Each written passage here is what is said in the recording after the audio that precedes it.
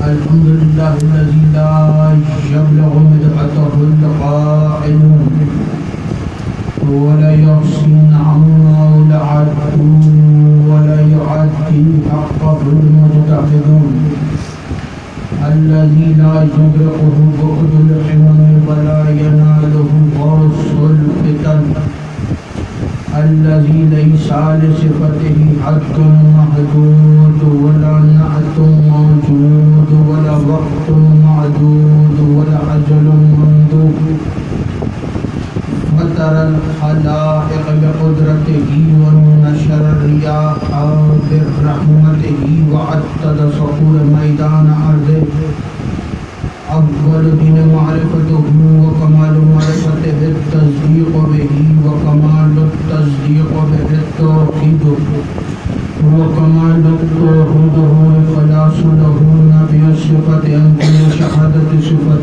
أنه غير الموصوف بأنه غير الصفة فمن وصف الله سبحانه فقد كرنه ومن كرنه فقد سناه ومن سناه فقد جزاه ومن جزاه فقد جهله ومن جهله فقد إشار إليه ومن إشار إليه فقد عده ومن عده فقد عده الصلاة والسلام والتحية والإكرام على النبي الرحمة وخازن المغفرة وقائد خير والبركة ومنتزل العباد من الحلقة سيدنا مولانا أبي القاسم محمد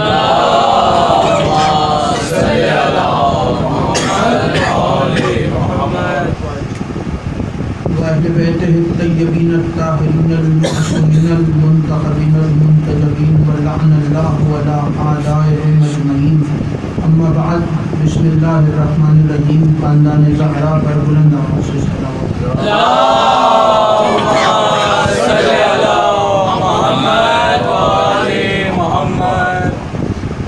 امام زمانہ کے ظہور میں عاجل کے لیے مل کے بلند آواز سے صلوات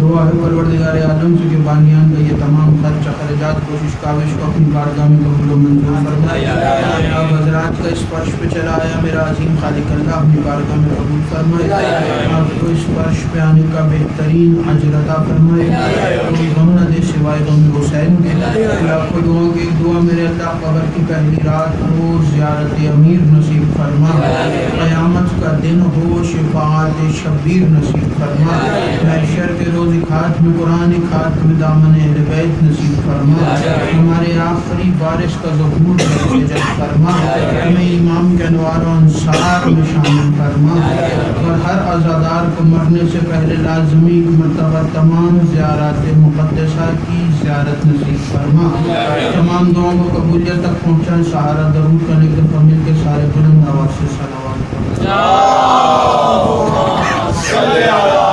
محمد اجازت ہے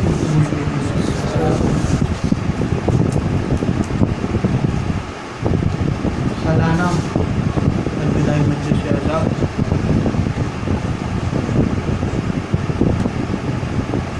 آپ حضرات سماعت فرما رہے ایک دفعہ مل کے بلند آواز سے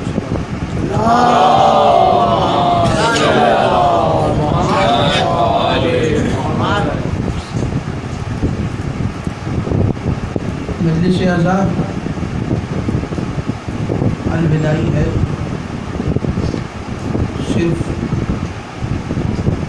3 روز باقی ہیں عزاداری حسین اور جیسا کہ آپ جانتے ہیں کہ آج 5 ربیع الاول بھی گزر چکی ہے اس لیے آغاز میں دعا ہے جو مانگنی ہر عزادار کو ضروری اور وہ یہ ہے کہ میرے اللہ ہمیں یہ توفیق عطا کر کہ ہم اگلے برس اس برس سے بہتر فرش کا اور اس برس سے بہتر عزاداری کر سکے۔ معرفت محمد و آل محمد خاندان اہل بیت علیہم السلام، یہ معرفت حاصل ہر کوئی کر سکتا ہے، لیکن توجہ مکمل طور پر میری طرف رکھیے گا اور بات سمجھ میں آئے تو اتنا ضرور بولیے گا کہ پتہ چل جائے کہ خطاب ثقیفہ کے امیروں سے نہیں، غدیر کے فقیروں سے۔ معرفت اہل بیت علیہم السلام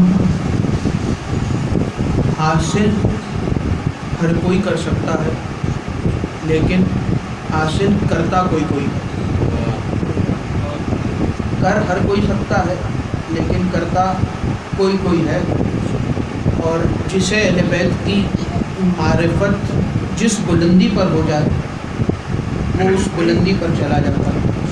ایسے ہی تو نہیں سلمان کو ایمان کا 10واں درجہ ملا ہے، سلمان کو اتنی معرفت تھی کہ سلمان کو یہ درجہ ملا، ابو ذر کو نابا ملا، اور رسول نے خود یہ فرمایا تھا کہ اگر ابو ذر کو یہ پتہ چل جائے کہ سلمان کی معرفت کیا ہے تو ابو ذر یہ دعا کرے گا کہ میرے اللہ سلمان کے قاتل پر رحمت نازل کر۔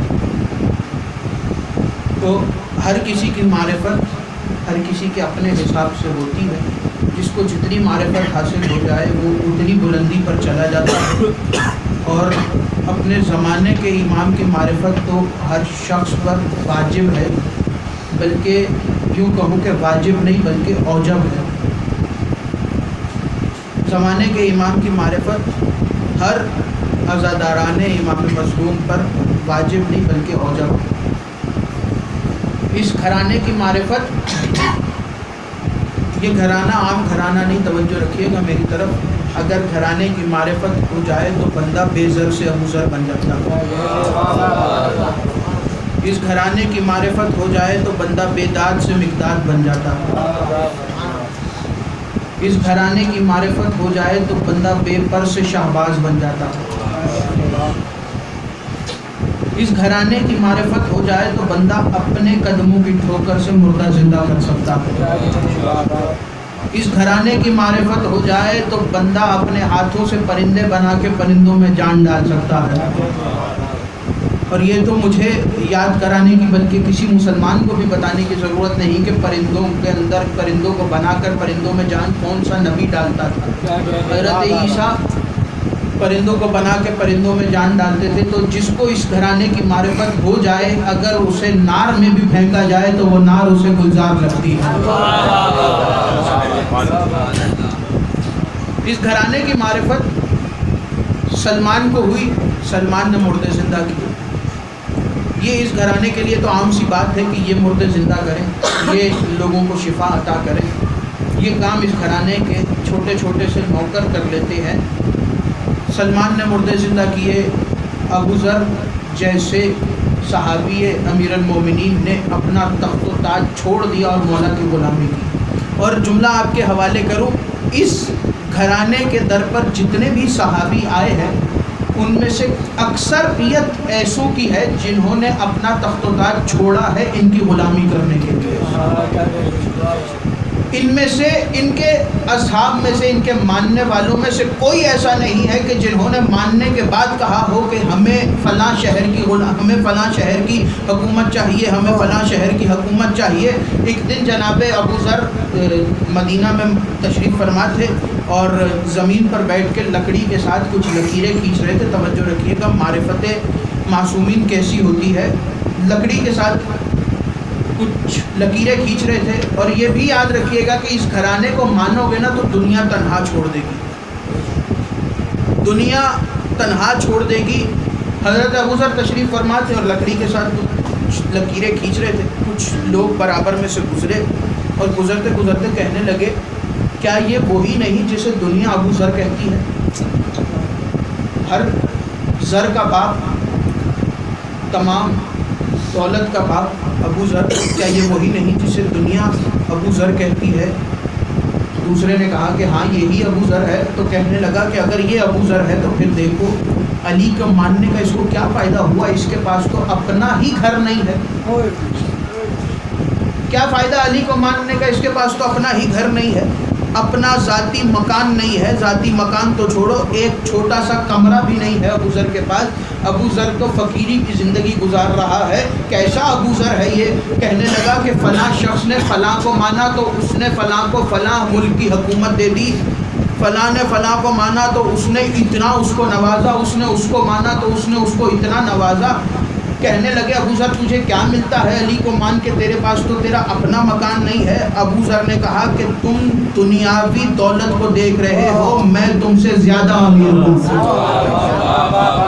تم دنیاوی دولت کو دیکھ رہے ہو, میں تم سے زیادہ امیری رکھتا ہوں, میں تم سے زیادہ دولت رکھتا ہوں. کہنے لگے ابو ذر مطلب کیا ہے؟ ابو ذر کہتے ہیں مسکرا کے, اگر میں چاہوں اس لکڑی کے اشارے سے آسمان کو زمین پر بلا لوں. اگر میں چاہوں اس لکڑی کے اشارے سے آسمان کو زمین پر بلا سکتا ہوں. تو یہ گھرانہ وہ ہے کہ جس کو ماننے والے کے الگ الگ فضیلتیں لوگوں نے, اس گھرانے سے متصل اگر کوئی ہو گیا تو اس کی شان, اس کی عظمت الگ مقام رکھتی ہے. مولا رضا علیہ السلام کے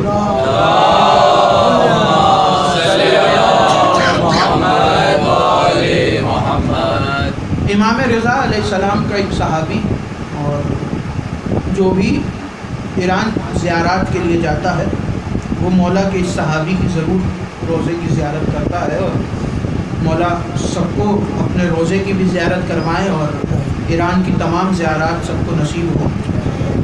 میں بات جو ایران جا چکے ہیں اور اس روزے کی زیارت کر چکے ہیں, میں بات صحابی امام رضا جناب معروف کرخی کی کر رہا ہوں.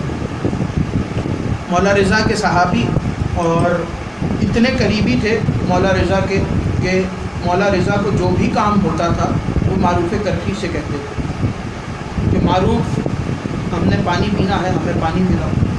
معروف ہم نے نماز پڑھنی ہے, مصلی بچھاؤ. معروف ہم نے فلاں جگہ جانا ہے, ہماری سواری تیار کرو. جیسے مولا مالک اشتر سے کہتے تھے سواری تیار کرو, امام رضا معروف سے کہتے تھے سواری تیار کرو. تو امام رضا کو جو بھی کام ہوتا تھا معروف کرخی سے کہتے تھے. معروف کرخی بھی مولا کا ہر کام بڑھ چڑھ کے کرتے تھے اور ہر وقت مولا کے ساتھ رہتے تھے. ایک دن مامون آیا, خدا کی لعنت ہو اس ملعون پر. یہ آیا اور آ کے اس نے کہا کہ میں, اس کی تیاری تھی, طویل سفر کے لیے, تجارت کے لیے جا رہا تھا, اور سفر سارا سمندری سفر تھا, پانی کا سفر تھا, سارا کشتی کے ذریعے کرنا تھا اور طویل سفر تھا. جب بندے کو سامنے مشکل نظر آئے نا تو یہ گھرانہ یاد آتا. ویسے لوگوں کو یہ گھرانہ یاد نہیں رہتا, لیکن جب مشکل پڑے تو بندے کی زبان سے علی علی ضرور نکلتا. تو اپنے زمانے کے علی ہیں امام رضا, تو جانتا ہے مامون, بے شک مانتا نہیں ہے لیکن جانتا ہے کہ یہ ہر مشکل کشا کو حل کرنے والا ہے, ہر مشکل کی کشائی کرنے والا ہے, یہ مشکل کشا کا بیٹا ہے. تو اپنے ایک سپاہی کو بھیجا کہ جاؤ اور جا کے مولا رضا سے کوئی ایسا نسخہ لکھوا کے لے آؤ کہ اگر خدا نخواستہ رستے میں کہیں طوفان میں ہماری کشتی پھنس جائے تو ہم اس چیز کو پڑھ کے اس طوفان سے نکل سکیں, اپنی جان کو بچا سکیں, اپنے مال کو بچا سکیں. اس کا سپاہی آیا اور جیسے ہی مولا کے گھر کے دروازے پر پہنچا تو سامنے معروف کرخی کھڑے. توجہ رکھیے گا, اس گھرانے سے متصل ہو جاؤ تو لوگوں کی مشکل کشائی بھی کر سکتے ہو. تو معروف کرخی نے اس سے کہا کہ کدھر؟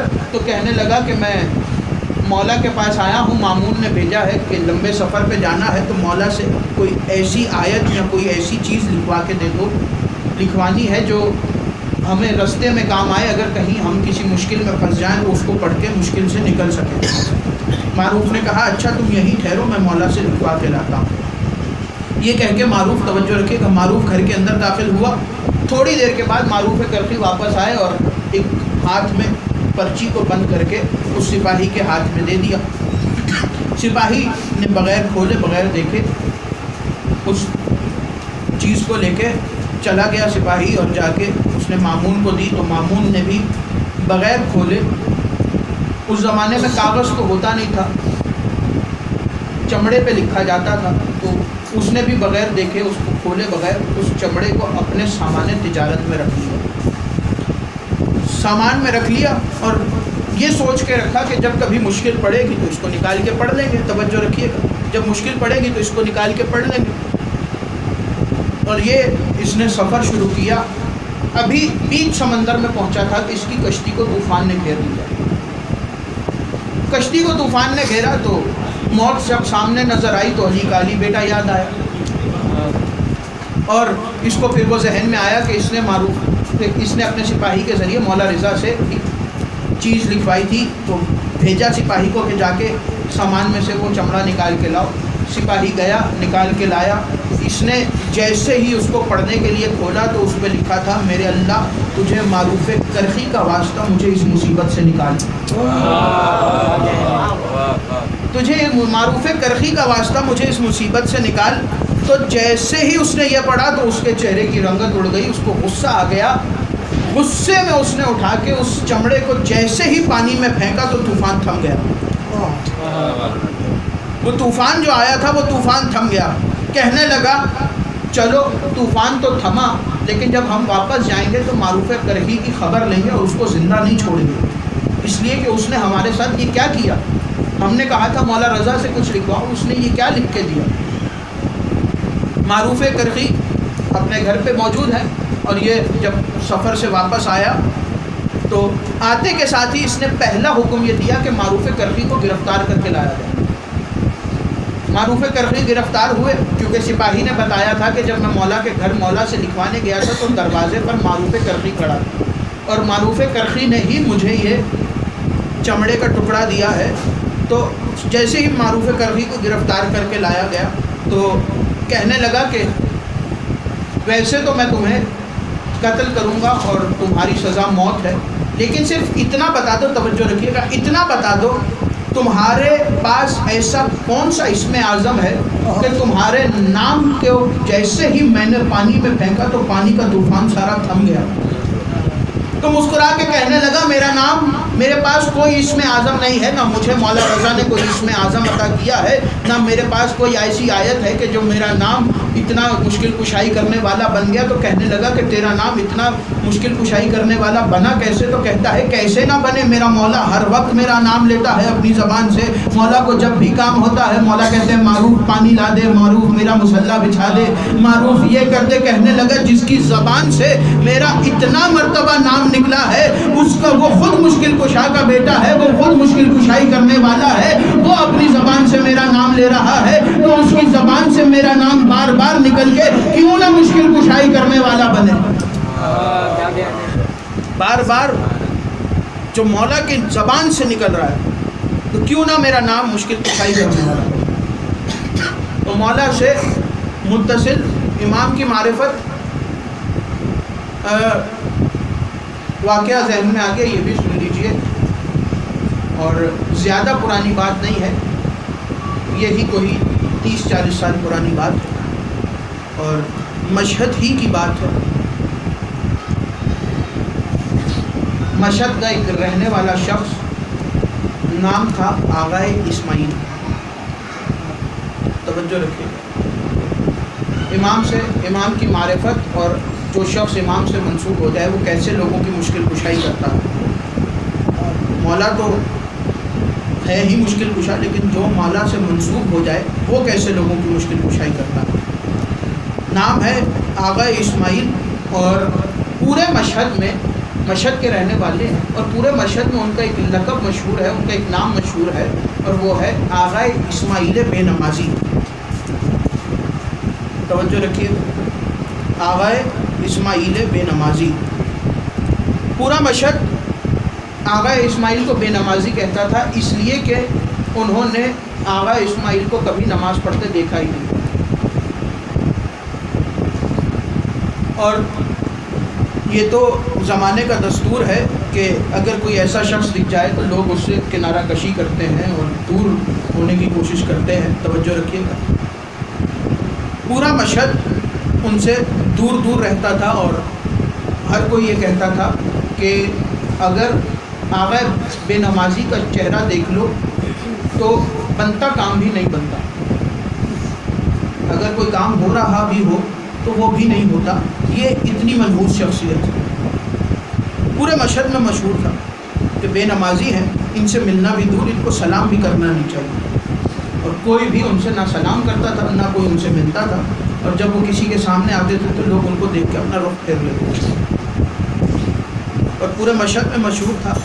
वहीं पर मशहद में एक आलिम दीन रहते थे, उनको एक रोज़ मुश्किल हुई, और किसी मुश्किल में जब वो मुब्तला हुए तो आलिम दीन थे, हाजत के लिए इमाम को पुकारना जानते थे। मौला रज़ा के रोज़े पे आए और रात के वक्त इमाम रज़ा के रोज़े पर आकर हज़रत हुज्जत इमाम ज़माना अलैहिस्सलातु वस्सलाम को पुकारा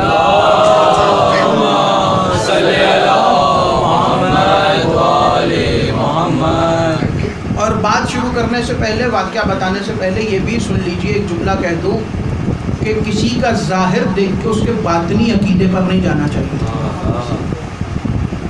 किसी का ज़ाहिर कुछ और भी हो सकता है और बातिन कुछ और होता है, तो लिहाजा ज़ाहिरी अकीदे को देख के, ज़ाहिरी हालत को देख के बातिनी अकीदे पर गुफ्तगू नहीं करनी चाहिए कि फ़लाँ ऐसा है तो उसका अकीदा भी ऐसा होगा। बहरहाल उनको मुश्किल पेश आई तो इमाम रिज़ा के रोज़े पर आकर इमाम ज़माना से इस्तग़ासा किया, और जैसे ही इमाम से इस्तग़ासा किया तो इमाम सामने ज़ाहिर हुए। इमाम ज़ाहिर हुए तो इमाम ने उनसे कहा कि कल सुबह मौला रज़ा के हरम के सहन के फ़लाँ सहन के फ़लाँ दरवाज़े पर खड़े हो जाना, तवज्जो रखिए, फ़लाँ सहन के फ़लाँ दरवाज़े पर खड़े हो जाना फजर से पहले, जो भी पहला शख्स तुम्हें आता दिखे उससे अपनी हाजत कह देना। तवज्जो रखिएगा, जो भी पहला शख्स तुम्हें आता दिखे फजर की नमाज से थोड़ी देर पहले उससे अपनी हाजत कह देना। सारी रात उन्होंने हरम में गुजारी। हरम में गुजारने के बाद फजर से कुछ लम्हात पहले वो उस दरवाज़े पर आ गए जो इमाम ने बताया था। इमाम रज़ा का हरम बहुत बड़ा है, उस दरवाज़े पर पहुंच गए और अब इंतज़ार करने लगे कि अब पहला शख्स आए और अब पहला शख्स आए। अभी इंतज़ार कर रहे थे कि सामने से एक पहला शख्स आया, गौर से देखा तो आवाज़ बेनमाजी कहने लगे इनसे कौन कहे, बनता काम भी नहीं बनेगा। अगली रात दोबारा हरम में आए, फिर हज़रत रज़ा इमाम रज़ा के रोज़े पर हज़रत हुज्जत से इस्तग़ासा की कि मौला मेरी मुश्किल कुछ आई थी। इमाम दोबारा आए, कहने लगे कि हमने तुमसे ना कहा था कि फ़लाँ दरवाज़े पर खड़े होना, जो पहला शख्स आए उससे अपनी हाजत कह देना। ये दूसरे दिन फिर सुबह फजर के वक्त आए, अब इंतज़ार कर रहे हैं कि अब पहला शख्स आए, अब पहला शख्स आए। तो सामने से एक शख्स आया, दोबारा गौर से देखा तो आवाज़ बेनमाज़ी। कहने लगे कि शायद मुझसे सुनने में कुछ हो रहा है, यहाँ मेरे से कोई गलती हो रही है। दोबारा तीसरी रात इमाम के रोज़े में आए, इमाम रज़ा के रोज़े पर खड़े होकर दोबारा हज़रत हुज्जत को पुकारा। हज़रत हुज्जत अब जब आए तो जलाल में थे, जलाल के आलम में आके कहने लगे कि हमने तुमसे ना कहा था कि जो भी पहला शख्स आए उससे अपनी हाजत बयान कर देना। तवज्जो रखिएगा, इन्होंने कहा कुछ तो है। ये सुबह सुबह फिर दोबारा पहुँचे, उसी दरवाज़े पर इंतज़ार करने लगे। तीसरे रोज़ भी जो पहला शख्स आया वो आवाज़ बेनमाज़ी थी। इन्होंने कहा कुछ तो है, जो बार बार हज़रत हुज्जत कह रहे हैं कि जो भी पहला शख्स आए उससे कह देना, और जब भी मैं आता हूँ तो पहला शख्स सिर्फ आवाज़ बेनमाज़ी आता है, कुछ तो है। लेकिन सोचने लगे कि मैं आगे बढ़ के कैसे बात करूँ, इनसे तो बात करना भी मुनासिब नहीं। अब सोच रहे, लेकिन कहने लगे हज़रत हुज्जत ने कहा है तो कुछ तो होगा, आगे बढ़े। बड़ी बेदिली से इन्होंने आवाज़ बेनमाज़ी को सलाम किया। सलाम किया तो आवाज़ बेनमाज़ी ने कहा 3 रोज़ से तुम्हारा इंतज़ार कर रहा हूँ, 3 रोज़ से तुम्हारा इंतज़ार कर रहा हूँ। जैसे ही इन्होंने ये सुना तो कहने लगे हजूर मुझे माफ़ कर दीजिएगा। अभी ये गुफ्तगू कर रहे थे कि आवाज़ बेनमाज़ी ने अपनी जेब पे हाथ मारा, जेब में से एक छोटी सी थैली निकाली और इनके हाथ पे रखी। कहने लगे इसके अंदर उतनी ही रकम है जितनी की तुम्हें ज़रूरत है, इसके अंदर इतनी ही रकम है जितनी तुम्हें ज़रूरत है। کہنے لگے سرکار آپ کو کیسے پتہ چلا؟ کہنے لگے مجھے تو یہ بھی پتہ ہے کہ تمہیں کس کام کے لیے ضرورت ہے، تمہاری حاجت کیا ہے، یہ بھی بتا دو تم۔ کہنے لگے حضور مجھے معاف کیجئے گا، پورا مشہد آپ کو آغا بے نمازی کہتا ہے، میں تو لوگوں کی باتوں میں آ کے میں بھی آپ کو آغا بے نمازی ہی کہتا ہوں، اس کی وجہ اور آپ کا اتنا مقام ہے حضرت حجت کی نظر میں کہ پکاروں مدد کے لیے ان کو، لیکن مدد آپ کریں، پکاروں حضرت حجت کو، مدد آپ کریں، اتنا مقام ہے حضرت حجت کی بارگاہ میں آپ کا، تو اس کی وجہ کیا ہے؟ تو آغا بے نمازی نے کہا یہ سب چھوڑو، یہ ایک راز ہے۔ یہ آگے بڑھے اور آگے بڑھ کے کہنے لگے آپ کو اسی معصوم کے حق کا واسطہ آپ مجھے بتائیے کہ آپ کا اتنا مقام کیسے؟ کہنے لگے اچھا میں تمہیں بتاتا ہوں، لیکن میری زندگی میں کسی کو نہ بتا۔ آغا بے نمازی کا اب انتقال ہو چکا ہے اور انہوں نے کہا کہ خبردار میری زندگی میں کسی کو نہ بتا۔ کہا بتائیے، میں آپ سے وعدہ کرتا ہوں میں کسی کو نہیں بتاؤں گا آپ کی زندگی میں۔ کہنے لگے دراصل یہ مشہد والے مجھے بے نمازی اس لیے کہتے ہیں کہ انہوں نے مجھے کبھی نماز پڑھتے دیکھا ہی نہیں، اور دیکھیں گے بھی کیوں؟ اس لیے کہ میں تو امام کے پیچھے نماز پڑھتا ہوں، میں امام کے پیچھے نماز پڑھتا ہوں، میں ہر جگہ پہ نماز نہیں پڑھتا، میں امام کے پیچھے نماز پڑھتا ہوں۔ تو حضرت حجت سے اتنی معرفت، اتنی لو لگائی، کیا پتا کہ آپ بھی آغا بے نمازی کا مقام پا لیں۔ ایک شخص عراق کا رہنے والا تو روز امام زمانہ کا انتظار کرتا تھا کہ آج مولا آئیں گے، آج مولا آئیں گے، اور صرف انتظار نہیں کرتا تھا بلکہ پوری تیاری کے ساتھ انتظار کرتا تھا۔ ہاتھ میں سواری کی مہار اور ایک ہاتھ میں اپنی تلوار لے کے عراق کے بازار کے ایک چوک میں آ کے کھڑا ہوا۔ لوگ اس کا مذاق اڑاتے ہیں کہ یہ اس کا انتظار کر رہا ہے جس نے کبھی آنا ہی نہیں۔ ایک دن ایک شخص نے ان سے مذاق کیا کہ تم یہاں کھڑے ہو، امام زمانہ وہاں تمہارا انتظار کر رہے ہیں۔ یہ اپنے گھوڑے پر سوار ہوئے اور اس جانب دوڑے تو اس کے بعد کبھی پلٹ کے واپس نہیں آئے۔ تو معرفت حضرت حجت کتنی ضروری ہے، اور ہر زمانے کے امام کی معرفت ہر شخص پر واجب ہے۔ اور یہ محبت و معرفت اہل بیت ہی تو تھی کہ اس گھرانے کے اندر جو خواتین باہر سے آئیں انہوں نے بھی وفا و محبت کا عجب انداز اپنایا۔ حضرت شہر بانو والدہ امام زین العابدین علیہ السلام،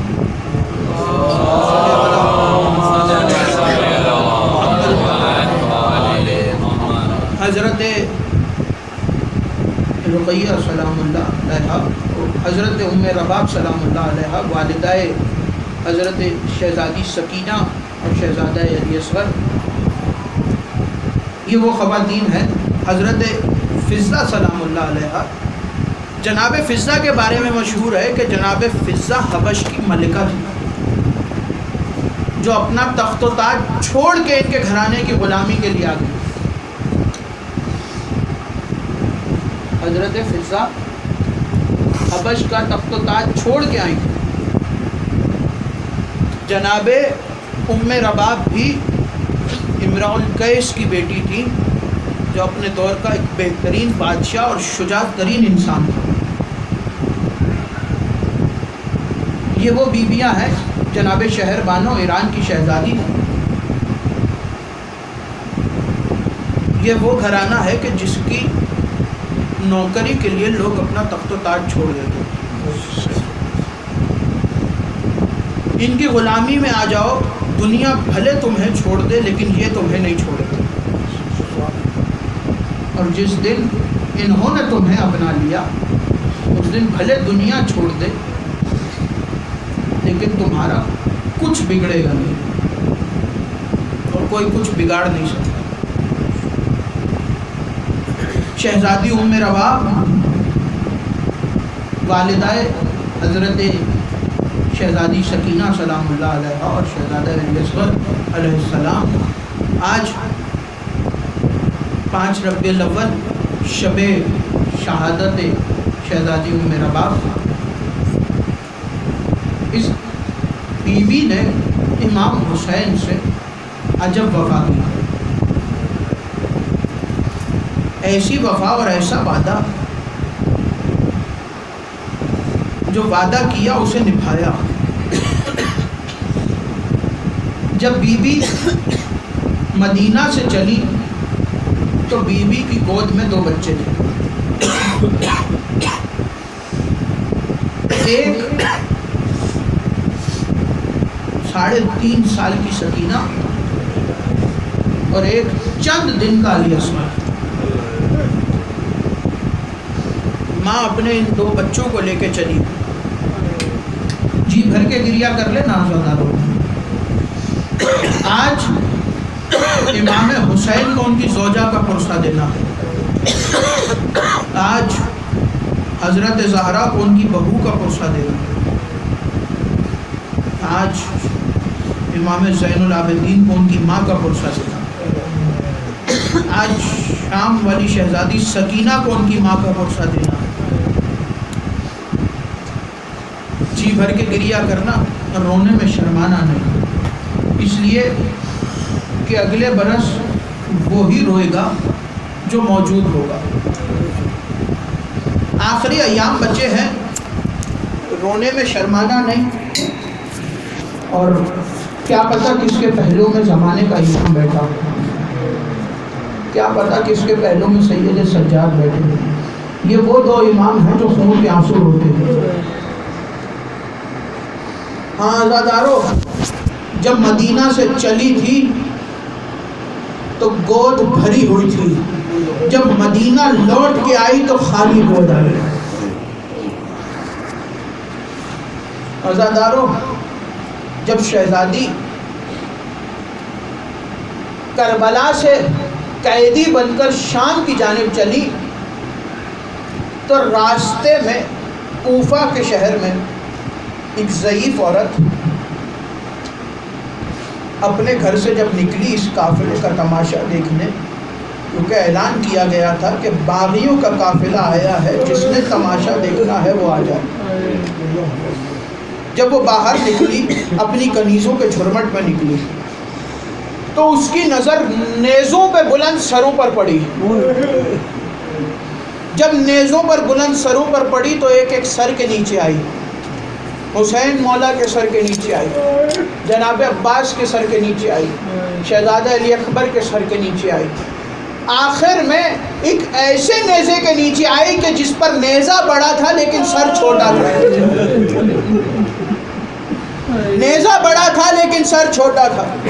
نیزے کے قریب آئی، نیزہ دیکھنے کے بعد، سر کو دیکھنے کے بعد اپنی کنیزوں سے کہتی ہے، اے میری کنیزوں، میں دعا مانگوں گی، تم ساری آمین کہنا۔ دعا مانگنے لگی، کہتی ہے دعا مانگتی ہوں تم سب آمین کہنا، میرے اللہ اس بچے کی موت دیکھنے سے پہلے اس کی ماں مر گئی ہو۔ جیسے ہی اس نے یہ دعا مانگی، برابر میں سے محمل میں سے آواز آئی، اے ضعیفہ تو کیا دعا مانگ رہی ہے؟ اصغر کی ماں رباب ابھی زندہ ہے، اصغر کی ماں رباب ابھی زندہ ہے۔ کہنے لگی بی بی آپ زندہ کیسے ہو؟ آپ کا یہ بچہ مر گیا، آپ اس دنیا سے چلی کیوں نہیں گئی؟ تو رو کے کہتی ہے، اے ضعیفہ میرے مولا نے مجھے 2 امانتیں میرے حوالے کی تھی، ایک امانت کربلا میں چھوڑ کے آ گئی، دوسری شام کے زندان کے حوالے۔ یہ 2 امانتیں چلی بی بی شام کے زندان میں۔ جب قافلے کو رہائی ملی اور قافلے کو تیاری شروع ہوئی، جب بیویاں محمل پر سوار ہو گئیں تو بی بی زینب کی آواز آئی، بیٹا سجاد۔ عزادارو، مولا نے ماں کو اٹھایا، محمل پہ سوار کرایا، قافلہ شام سے کربلا کی جانب چلا، شام سے قافلہ کربلا پہنچا۔ ایک روایت کہتی ہے کہ 3 دن قافلہ رہا، ایک روایت کہتی ہے کہ 9 دن قافلہ کربلا میں رہا، 3 دن رہا یا 9 دن رہا۔ جب قافلہ جانے لگا اور تیاری مکمل ہو گئی، ہر بیوی ایک ایک شہید کی قبر سے رخصت ہوئی۔ کوئی سید الشہداء کی قبر سے رخصت ہوئی، کوئی بی بی جناب عباس کی قبر سے رخصت ہوئی، کوئی بی بی اکبر کی قبر سے رخصت ہوئی، کوئی بی بی قاسم پر روئی۔ عزادارو جب بیویاں رخصت ہو کر اپنے اپنے محملوں پر سوار ہو گئیں تو سید سجاد نے دیکھا کہ ماں ام رباب دوبارہ محمل پر سوار نہیں ہوئی۔ عزادارو چلتے چلتے بی بی کہتا ہوں کہ آپ اندر سائے میں چلے جائیے، امام کا لفظ آنا تھا۔ جملہ سنو کہ بی بی اپنی جگہ سے کھڑی ہوئی، آسمان کی طرف دیکھ کے کہا میرے اللہ میں وعدہ بھی نہیں توڑنا چاہتی، امام کے حکم کی خلاف ورزی بھی نہیں کرنا چاہتی، اس سے پہلے کہ میرے وعدے کے اوپر آنچ آئے میرے اللہ مجھے اپنے پاس بلا لے۔ یہ کہنا تھا کہ اصغر کی ماں لڑکھڑائی، بی بی کی آواز آئی بیٹا سجاد اپنی ماں کو سنبھالو۔ سید سجاد نے سنبھالنے کی کوشش کی، اصغر کی ماں غش کھا کے زمین پر گری۔